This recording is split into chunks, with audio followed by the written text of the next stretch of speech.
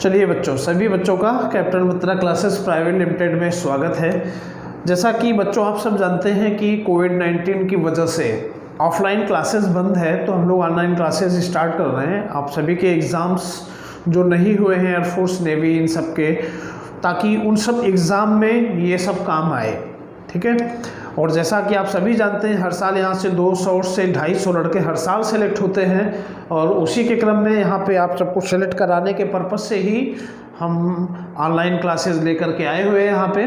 और e learning app पे भी हम लोग जल्दी ही आने वाले हैं। और यहाँ पे आप देखेंगे एग्ज़ाम में जो पूछे जाते हैं डायमेंशनल फार्मूला, उनके बारे में यहाँ पे डिस्कस करते हैं। जैसा कि क्लासेस में बहुत ढेर सारे डायमेंशनल फार्मूला लिखवाए गए हैं, लगभग आपको मुझे लगता है कि 90-95 इन सब के आसपास डायमेंशनल फार्मूला लिखवाए गए हैं। लेकिन जो अब तक पेपर में देखा गया है, जो अक्सर बच्चों से पूछा जाता है, रिपीट होता है, वो इम्पॉर्टेंट डायमेंशनल फार्मूला हम इसमें डिस्कस करेंगे। सारे डायमेंशनल फार्मूला अगर डिस्कशन आपको देखना है तो आपको ई लर्निंग ऐप के थ्रू जो प्रोग्राम आएगा उसमें रहेगा, उसमें पीडीएफ रहेगा, उसमें लगभग आपके 95 to 100 इतने डायमेंशनल फार्मूला होंगे, ठीक है। तो आइए हम देखते हैं यहाँ पे एग्जाम के पर्पज से इंपॉर्टेंट जो डायमेंशनल फार्मूला है उनको हम कैसे निकालते हैं। तो बेटा सबसे पहली चीज़ है कि आपको कोई भी डायमेंशनल फार्मूला याद नहीं करना है। जैसा कि जो बच्चे क्लास में बैठते थे वो सभी बच्चे जानते हैं कि मैं डायमेंशनल फार्मूला उनको नहीं रटवाता हूँ। आप फिजिक्स पूरा पढ़ेंगे तो फिजिक्स का फार्मूला आपको खुद ही तैयार हो जाएगा, और फार्मूला अगर तैयार हो जाएगा तो आप डायमेंशनल फार्मूला को आराम से निकाल ले जाएंगे। जिसका डायमेंशनल फार्मूला पता है आप उनको रखिए, नहीं पता है फंडामेंटल क्वांटिटीज उनको ब्रेक करते चले जाइए। और जहाँ पे फिर आपको लगता है कि नहीं इनका डायमेंशनल फार्मूला अब हमें पता है, वही वैल्यू आप पुट कर दीजिए और आपका रिजल्ट आपके सामने आएगा और आपका कभी गलत नहीं होगा और आप आराम से डायमेंशनल फार्मूला निकाल ले जाएंगे। एग्जाम में 1 या 2 क्वेश्चन श्योर होता है डायमेंशनल फार्मूला का, और आपको घबराना नहीं है, आप अच्छे से इनको करेंगे। आइए हम आपको इसको दिखाते हैं, कुछ कॉन्सेप्ट दिखाते हैं कैसे इसको हम सॉल्व करते हैं। तो सबसे पहले बेटा हमने यहाँ पे लिखा है इम्पल्स, बल आवेग। तो बल आवेग या इम्पल्स होता क्या है? सभी बच्चे जानते हैं इम्पल्स या बल आवेग F × डेल्टा टी होता है, ठीक है। तो इसमें रिलेटेड ये होता है कि जो फोर्स की दिशा होती है वही इम्पल्स की डायरेक्शन होती है। और इस पे अगर हम ये लिखें इसको, तो ये लिखा जा सकता है न्यूटन सेकेंड लॉ से, फोर्स एक्सटर्नल फोर्स क्या होता है, rate of change of linear momentum is equal to applied external force. तो इसको ये लिखा जा सकता है dp/dt, और फाइनली ये dt कट जाएगा तो ये आ जाएगा चेंज इन लीनियर मोमेंटम। इसका मतलब इनका डायमेंशनल फार्मूला लीनियर मोमेंटम के बराबर होता है। अगर लीनियर मोमेंटम आपको पता है मास इंटू वेलोसिटी होता है, मास का m होगा, वेलोसिटी का LT-1 होता है, तो ये डायमेंशनल फार्मूला हो गया आपका mLT-1। और अगर हम इससे देखना चाहें तो इससे भी हम ये देख सकते हैं, फोर्स का होता है mLT-2 और टाइम का होगा t, तो ये हो जाएगा mLT-1। आप किसी भी फार्मूले से इनको क्लियर कर सकते हैं। तो बेटा इम्पल्स या बल आवेग का वेवे सूत्र ये होता है, इम्पल्स हमेशा फोर्स के डायरेक्शन में लगता है और impulse change in linear momentum ही होता है। दूसरा अब हम डायमेंशनल फार्मूला देखते हैं प्रेशर। प्रेशर के बारे में डिस्कस किया जाता है यहाँ पे। तो बेटा प्रेशर का डायमेंशनल फार्मूला और स्ट्रेस प्रतिबल का डायमेंशनल फार्मूला और इलास्टिसिटी प्रत्यास्थता का डायमेंशनल फार्मूला लगभग वही आएगा। प्रेशर बराबर भी होता है फोर्स अपॉन एरिया, स्ट्रेस बराबर भी होता है फोर्स अपॉन एरिया, प्रतिबल बराबर भी होता है फोर्स अपॉन एरिया, और प्रत्यास्थता क्या होता है, प्रतिबल बटे विकृति होता है, स्ट्रेस अपॉन स्ट्रेन होता है। स्ट्रेन का डायमेंशनल फार्मूला होता ही नहीं है कोई, वो डायमेंशनलेस क्वांटिटी होती है। तो इस तरह से उसका डायमेंशनल फार्मूला स्ट्रेस के बराबर आता है। अब हम प्रेशर देखते हैं बेटा, प्रेशर बराबर क्या होता है, फोर्स अपॉन एरिया। अगर हमें फोर्स का डायमेंशनल फार्मूला पता है तो ठीक है, नहीं पता है तो फिजिक्स का फार्मूला तो पता है, फोर्स बराबर होता है मास इंटू एक्सेशन, और बेटा एरिया बराबर क्या होता है, लेंथ इंटू ब्रेथ, ये तो पता ही है ना, तो ये लिख दूंगा लेंथ इंटू ब्रेथ। अब एक्सेशन का डायमेंशनल फार्मूला पता है तो ठीक है, नहीं पता है तो एक्सेशन बराबर वेलोसिटी अपन टाइम लिख दीजिए, velocity equal to displacement upon time लिख दीजिए। फिलहाल मेरे को यहाँ पे पता है, मैं लिख देता हूँ, m का m हो जाएगा और ये हो जाएगा LT-2, ये हो जाएगा LL। तो बेटा यहाँ पे क्या आ जाएगा, mL-1 T-2, ये आपका हो गया प्रेशर का डायमेंशनल फार्मूला। बेटा अब हम तीसरा देखते हैं, इस पे Young's modulus of elasticity, Young प्रत्याशा गुणांक, इनका डायमेंशनल फार्मूला क्या होगा। तो y बराबर सभी बच्चे जानते हैं F capital A/A into small l। यहाँ पे स्मॉल एल होता है इंक्रीज इन लेंथ, और ये कैपिटल एल होता है इनिशियल लेंथ। भाई इसका एल आएगा, इसका एल आएगा, कोई बात ही नहीं। ये हो गया फोर्स अपन एरिया। फोर्स अपन एरिया तो यही है, इसका मतलब इसके बराबर डायमेंशन फॉर्मूला आ जाएगा। ये हो जाएगा ml-1t-2। ये बेटा हो गया यंग मॉडुलस ऑफ इलास्टिसिटी का डायमेंशनल फॉर्मूला। अब हम आते हैं स्पेसिफिक हीट पर। आ जाइए बेटा, अब हम देखते हैं यहाँ पे अगला क्या है हमारा स्पेसिफिक हीट, विशिष्ट उष्मा। विशिष्ट उष्मा को हम दिखाते हैं यस से। बेटा सभी जानते हैं हीट कैपेसिटी अपन क्या होता है, इसका होता है हीट कैपेसिटी अपन मास या थर्मल कैपेसिटी अपन मास। थर्मल कैपेसिटी क्या होता है, Q अपन डेल्टा टी होता है अपन m। ओवरऑल इसको लिखेंगे Q बराबर हो जाएगा m इंटू डेल्टा टी। ठीक है, Q बेटा होता है एनर्जी या हीट है, तो इसका डायमेंशनल फार्मूला होता है ml/t-2। मास की जगह मास हो जाएगा।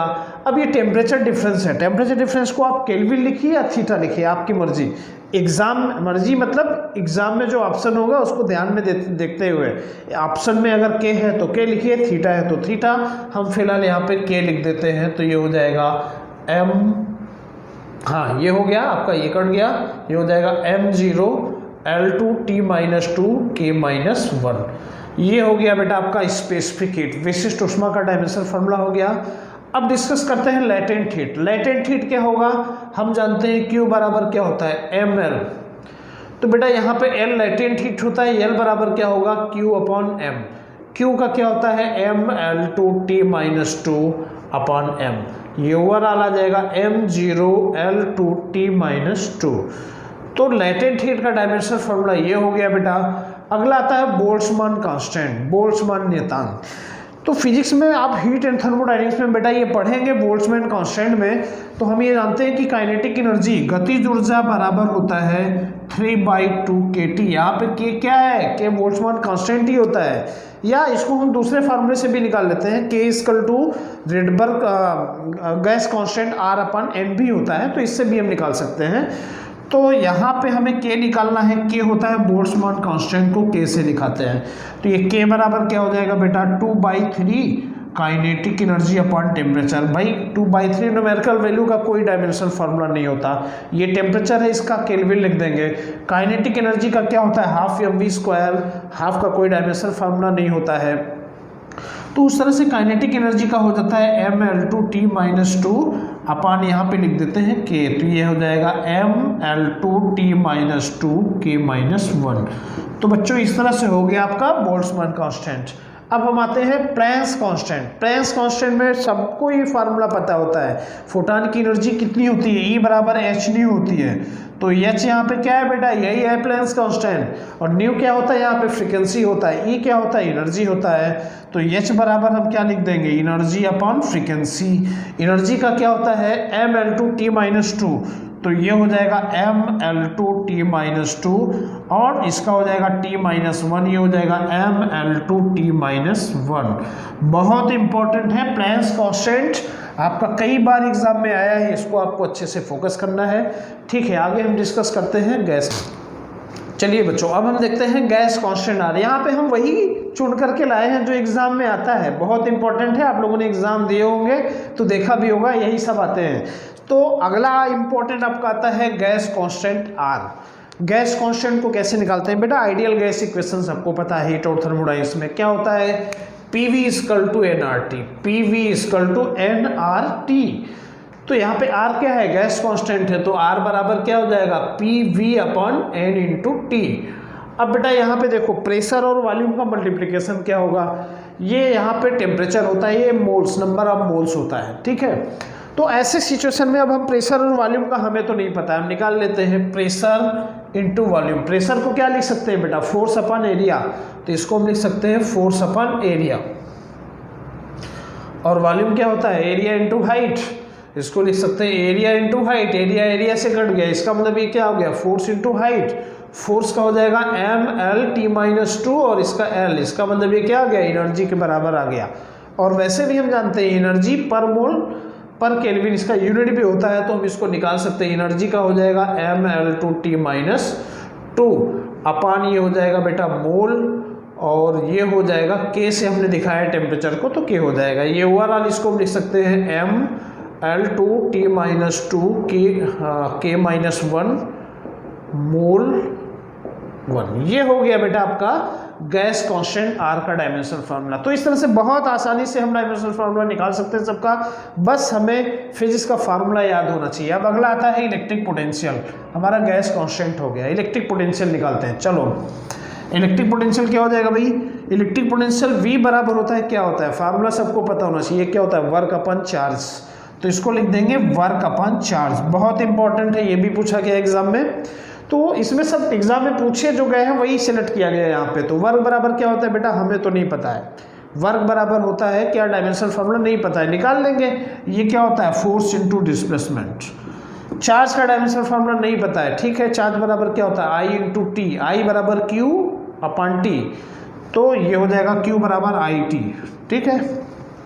अब फोर्स का डायमेंशनल फार्मूला इतनी बार लिखा गया है यार, लिख देते हैं यहाँ पे, क्या हो जाएगा ये mL_T-2। डिस्प्लेसमेंट का क्या हो जाएगा L, इसकी जगह I की जगह क्या हो जाएगा एम्पियर, और T की जगह क्या हो जाएगा T। बेटा ये क्या हो गया mL2T-3A-1। ये हो गया हमारा इलेक्ट्रिक पोटेंशियल का डायमेंशनल फार्मूला, देख लिया बहुत आसानी से आ गया। अब अगला होता है इलेक्ट्रिक रेजिस्टेंस। तो इलेक्ट्रिक रेजिस्टेंस का डायमेंशनल फार्मूला हम कैसे निकालते हैं, R, ओम्स लॉ पढ़ा होगा आपने, ओम्स लॉ में एक फार्मूला पढ़ा होगा V=IR। R क्या है, वही तो है रेजिस्टेंस। अब हम निकालते हैं यहाँ पे क्या हो जाता है V=IR, तो R बराबर हो जाएगा बेटा इलेक्ट्रिक पोटेंशियल अपन करंट। इलेक्ट्रिक पोटेंशियल का अभी हमने निकाला है, यहाँ पे क्या लिख देंगे, यहाँ पे हो जाएगा mL2T-3A-1 अपॉन A। ये क्या हो जाएगा बेटा, ये हो जाएगा mL2T-3A-2। ये हो गया आपका इलेक्ट्रिक रेजिस्टेंस का डायमेंशनल फार्मूला। इस तरह से आपका ये भी क्लियर हो गया, बहुत आसानी से आ रहा है। आगे देखते हैं, चलिए बच्चों आगे देखते हैं। अगला आता है आपका surface charge density. Surface charge density क्या होता है, चार्ज डेंसिटी आप लोग जानते हैं तीन तरह का होता है, linear charge density, surface charge density, volume charge density.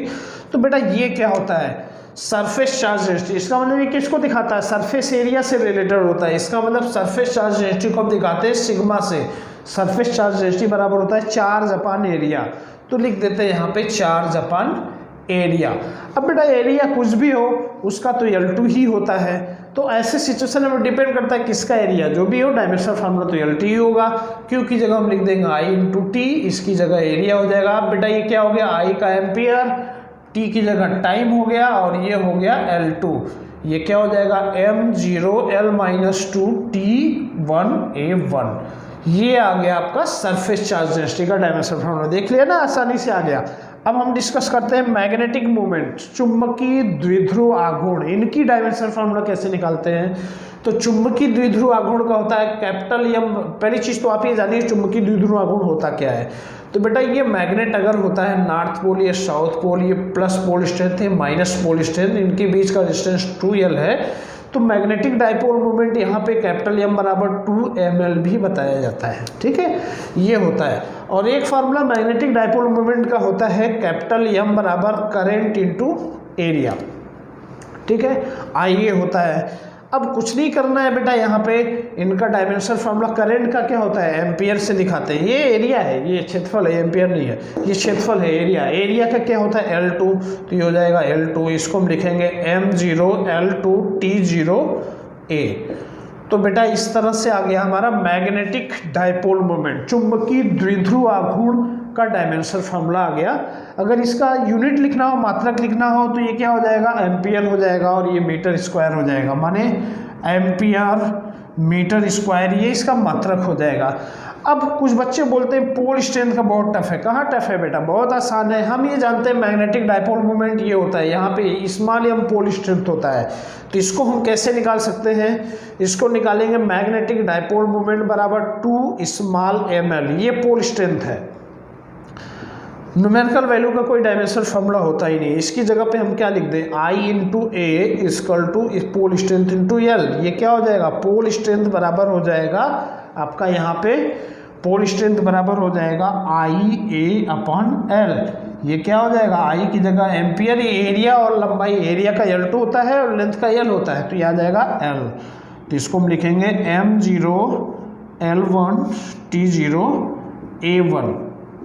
तो बेटा ये डायमेंशनल फार्मूला आ गया और पोल स्ट्रेंथ का मात्रक क्या आ गया, एम्पियर मीटर आ गया। तो इस तरह से आपको घबराने की जरूरत नहीं है, फिजिक्स पूरा आप पढ़ेंगे, फार्मूला आपको तैयार हो जाएगा। फार्मूला तैयार होगा तो आप डायमेंशनल फार्मूला आराम से निकाल सकते हैं। फिजिक्स कभी रटने के चक्कर में मत पड़िएगा, अगर रटेंगे तो फिर गया। इसको आप कॉन्सेप्ट पकड़ने की कोशिश करिए, समझने का प्रयास करिए, बाकी हम तो हैं, ये कोई दिक्कत ही नहीं है। ठीक है बच्चों, अगला देखते हैं। यहाँ पे क्वेश्चन हम डिस्कस करते हैं। यहाँ पे क्वेश्चन में दिया हुआ है find the dimensional formula of LC square R. यहाँ पे L इंडक्टर है जो आप सही समझ रहे हैं, C कैपेसिटी ऑफ कैपेसिटर है, ये भी आप सही समझ रहे हैं, R यहाँ पे रेजिस्टेंस या प्रतिरोध है, ये भी आप सही समझ रहे हैं। तो इनका डायमेंशनल फार्मूला क्या होगा, तो इनको एक्सप्लेन करने से पहले मैं आपको एक बेस बता दूं।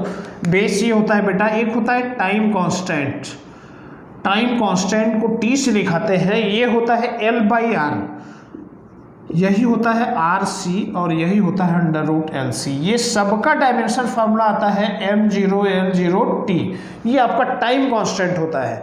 तो आप इसकी सहायता से ऐसे क्वेश्चन को आराम से सॉल्व कर सकते हैं। बेटा देखो यहाँ पे क्या है, यहाँ पे C 2 बार है, 1 बार L है, तो इसको हम एक साथ LC के टर्म में ले लेते हैं, तो ये क्या हो जाएगा, LC हो जाएगा, और एक C बचा तो एक C को RC के टर्म में ले लें। अब बेटा देखो RC बराबर क्या होता है, टाइम पीरियड, तो RC की जगह टाइम हो जाएगा, और √LC बराबर T होता है, तो LC बराबर क्या हो जाएगा, T स्क्वायर हो जाएगा। बहुत आसानी से आ गया, वाह, ये देख लो बेटा, ये आ गया TQ। आसानी से हमने निकाल लिया डायमेंशनल फार्मूला। और कभी कभी एग्जाम में ये पूछा जाता है कि R/L है क्या, ऑप्शन में दे दिया जाता है कि टाइम पीरियड है कि फ्रीक्वेंसी है कि क्या है। तो बेटा L/R किसके बराबर है, L/R है टाइम पीरियड के बराबर है, तो R/L क्या हो जाएगा, R/L हो जाएगा 1 टाइम पीरियड, और ये क्या आता है, फ्रीक्वेंसी, आवृत्ति आती है, तो ये आपका आवृत्ति होता है। ठीक है, तो इस तरह से हम डिस्कस करते हैं डायमेंशनल फार्मूला को, आराम से आप निकालिए इनको। ठीक है।